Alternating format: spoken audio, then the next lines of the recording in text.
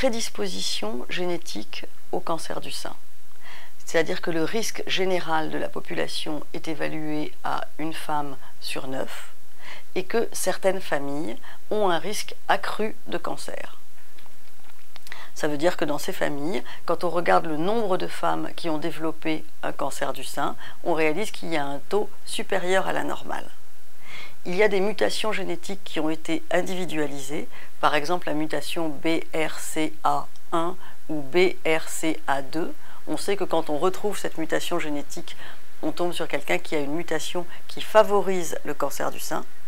Il y a sans doute beaucoup d'autres mutations génétiques, mais elles n'ont pas été identifiées. Donc on ne les recherche pas, mais quand on voit par exemple qu'il y a 6 ou 7 cancers du sein dans une famille, en particulier chez des femmes jeunes, on peut penser que le risque de mutation génétique est important, même si on ne trouve pas de mutation avérée, parce qu'il y en a certaines qu'on ne connaît pas.